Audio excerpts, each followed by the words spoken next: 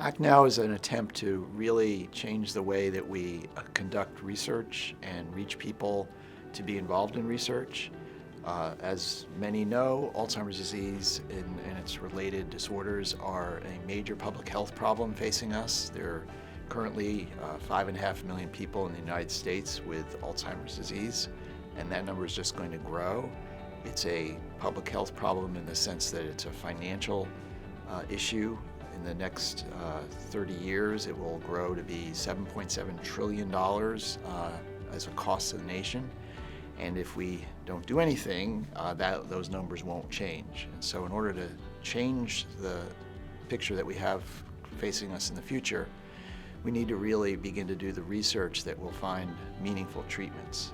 To find meaningful treatments, we need people. We need people to volunteer, to be in studies, clinical trials, and many other kinds of studies. We will use the power of the internet to create an online community to connect people who are interested in engaging in research. And this means not just people who are with Alzheimer's disease or memory problems, but actually their families and the community at large. There are different ways to look at the different types of studies. One simple way to think of these studies is pharmacologic and non-pharmacologic.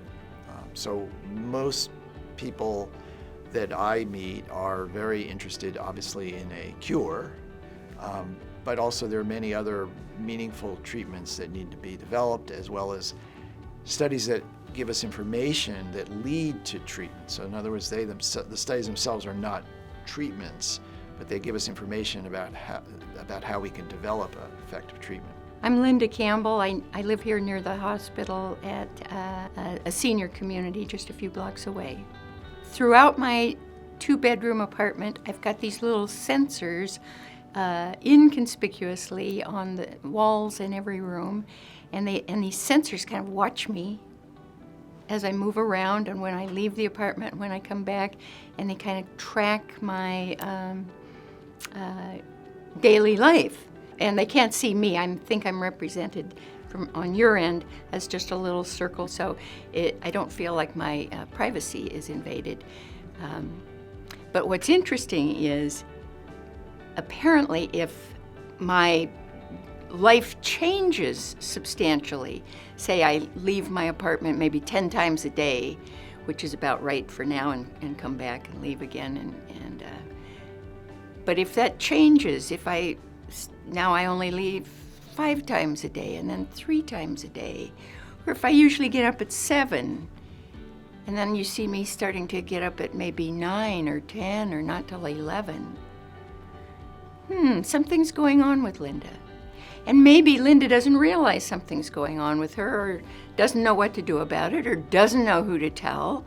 And so it just gets worse and worse, and Linda goes downhill.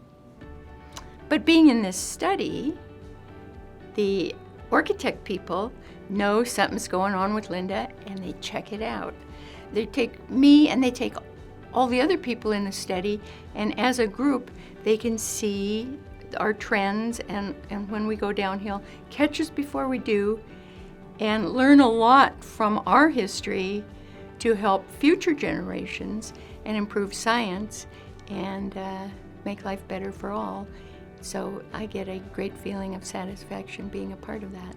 It's a very competitive time in research. We're cutting edge. We have an opportunity to actually make a dent in this horrible disease, and it's a great time to be a part of it. Alzheimer's is now becoming an opportunity to have a voice and to be seen and to make advances where we have been slow, to this point, but it's a big push, and it's great to be a part of it. I think that when people are involved in research studies, it kind of takes it to a new and a different level. They become involved in like a common cause, and in a kind of a sense of community. They are involved, and they're doing something, and they're actively participating in trying to find an answer. We also have a strong core of humanity and being bound by a collective type of responsibility for each other and helping each other. And in particular, especially I think in this day and age, the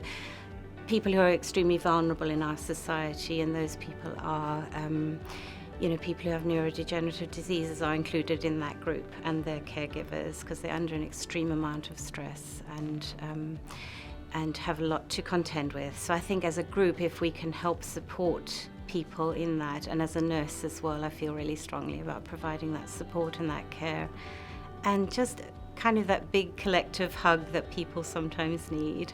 I think that's one reason I really do enjoy my work is Alzheimer's disease or Lewy body or frontal temporal or any kind of dementia is not a condition that affects just the person that has it. It's a family experience. But some families really struggle by no fault of their own, and they just need the support and education so that we can at least help the path be a little smoother. And I think if we recognize the family members as important players in this person with dementia's life and vice versa, we can be much more effective in protecting the health of the whole family. You definitely can make a difference. It's sometimes overwhelming, I think, when you get a diagnosis or a family gets a diagnosis.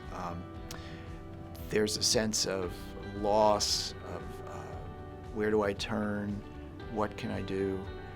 And it's true that there aren't a lot of meaningful therapies right now. The way to change that is to actually find those therapies.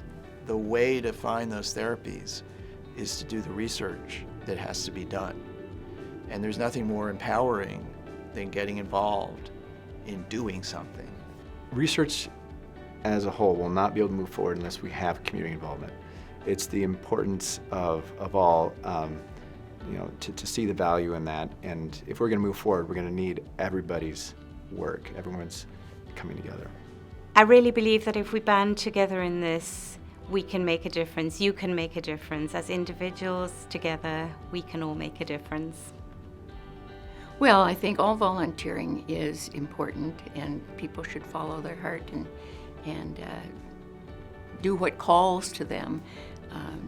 Medical research calls to me, and it's very important. It gets the job done. And certainly in this realm, without study participants, research would be so far behind where it is now. It's wonderful we have researchers, and it's wonderful they need subjects like me to help them along the way.